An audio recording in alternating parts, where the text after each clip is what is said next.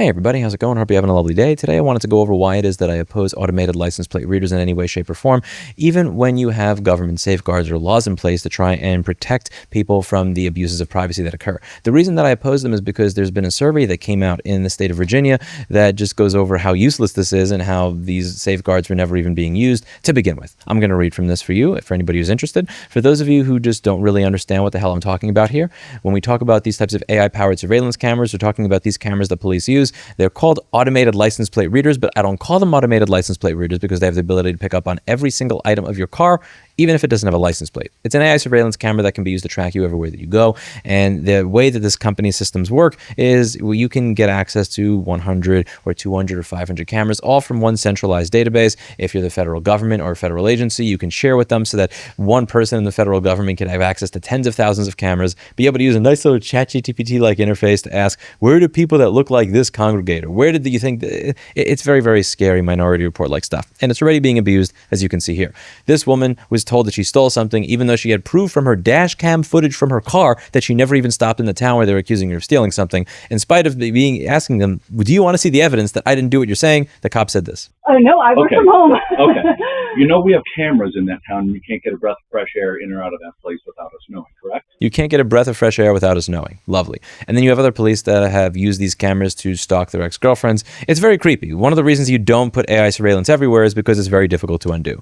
So they did a survey in Virginia where they reached out to hundreds of different law enforcement authorities to ask how they use these cameras. There were laws that came out in the state of Virginia governing the use of automated license plate readers, and they wanted to see how things were going. And to be clear, we're dealing with the people who answered, and we're also assuming that they all answered honestly. Just keep that in mind. There was legislation that took effect on July 1st, 2025 in the state of Virginia that governed the way that these cameras are used. The law requires that automated license plate reader camera data get purged, deleted after 21 days.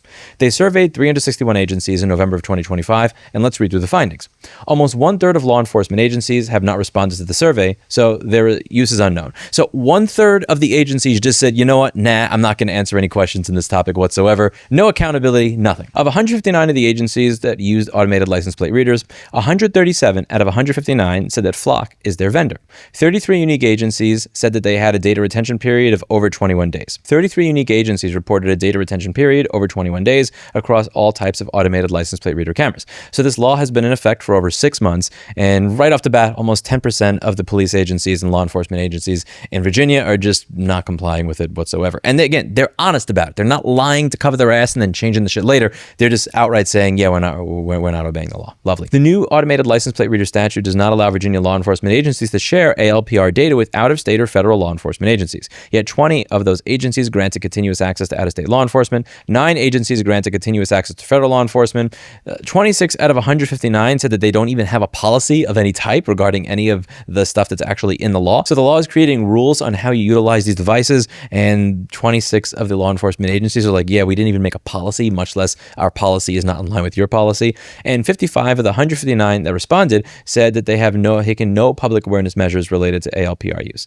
Now, we may wonder what's going to happen to those particular agencies or the people involved because they have broken the law. Surely there's going to be a consequence, right? The chair of the Crime Commission, Delegate Charnel Herring, plans to send letters to law enforcement agencies whose survey responses indicate that their current practices are not consistent with the new statutory requirements for automated license plate reader use. Let's just put it in a context. Dozens of police departments in the state have admitted in writing that they're breaking the law, and the state's response is that they're mailing them letters.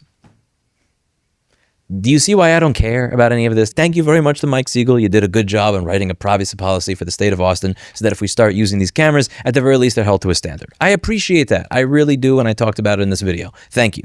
The reason that I am against all this shit, regardless of the privacy policy, is they're not going to follow it anyway. And if they don't follow it, what is the enforcement action going to be? And that's one of the reasons that you don't create a mass surveillance network to begin with is because if you don't have a mass surveillance network, then you don't have to worry about people that break the law. You don't have to worry about who's going to hold them accountable. You don't have to worry about what happens if nobody holds them accountable. You don't have to worry about who gets damaged in the meantime because you never built it.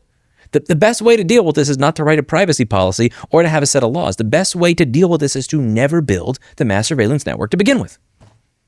Maybe that makes me crazy. Let me know what you think in the comments down below. That's it for today, and as always, I hope you learned something. I will link to this document if any of you want the first-hand document by itself, and I will also link to the Consumer Rights Wiki page on all of this stuff, where I keep all of the things that I'm talking about when I talk about any of the events that have occurred, people that have been stalked, people that have been falsely accused, and so on and so forth. All the arguments against these things from a case law perspective, all of that is right here on consumerrights.wiki so that you can easily start pushing back against this in your area. That's it for today, and as always, I hope you learned something. I'll see you in the next video. Bye now.